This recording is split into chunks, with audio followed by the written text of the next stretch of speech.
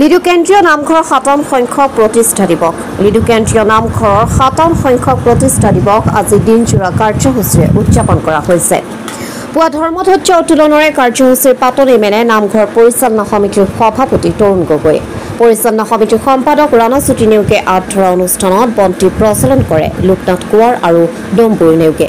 তাৰ পাছতে আৰম্ভ হয় ভাগৱত ভ্ৰমণ, নাম প্ৰসংগ, ধৰ্মালোচনী সভা আৰু সন্ধিয়া দিহা সম্ৰাট কমলা গগৈ আৰু সংগীবৃন্দৰ দ্বাৰা কাৰ্যসূচীৰ সামৰণি পৰিব। বিভিন্ন জাতি জনগোষ্ঠীৰ মিলনভূমি লিডু অঞ্চলৰ অন্যতম এটা আগশাৰী ধৰ্মীয় পীঠস্থান লিডু কেন্দ্ৰীয় নামঘৰ। সুদীৰ্ঘ পৰিক্ৰমা 57 বছৰ সম্পূৰ্ণ কৰিছে। নিশ্চিতভাৱে এটা গৌৰৱোজ্জ্বল ইতিহাস। বিভিন্ন জাতি জনগোষ্ঠীৰ মিলনভূমি লিডু অঞ্চলৰ কাৰণে এটা নিশ্চিতভাৱে এটা ইতিহাস কথা। আপোনালোকে সকলোৱে জানে যে লিডু কেন্দ্ৰীয় নামঘৰটো 2020-21 বৰ্ষত ভাঙি নতুনকৈ নিৰ্মাণ কৰা হৈছিল। এই নতুনকৈ নিৰ্মাণ কৰি ওলোৱা এই নামঘৰটোত প্ৰতিষ্ঠা দিৱসী দিনজোৰা কাৰ্যসূচীৰে উদযাপন কৰা হৈছে।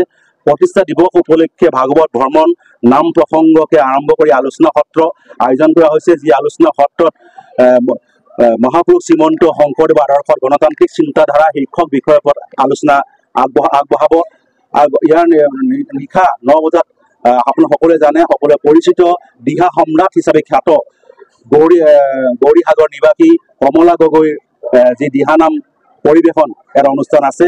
আমি এই নামঘৰটোৰ জৰিয়তে ইয়াৰ সকলো জাতি জনগোষ্ঠীৰ লোকৰ মাজত এক সমন্বয় সাধনৰ লগতে নতুন প্ৰজন্মৰ মাজত বৈষ্ণৱ ধৰ্ম এখন নাম ধৰ্মৰ যি বৈশিষ্ট্য, লগতে গুৰুজনাই যি আমাক দেৱবাদ্য আমাক দি থৈ গৈছে বা যি আমাক সৃষ্টিৰাজি দি গৈছে, সেইসমূহ নতুন প্ৰজন্মৰ মাজত বিয়পাই দি শংকৰদেৱৰ আদৰ্শক বিশ্বজনীন কৰাৰ কাৰণে সদায় আমি প্ৰয়াস কৰি আহিছোঁ, সদায় প্ৰয়াস কৰি যাম।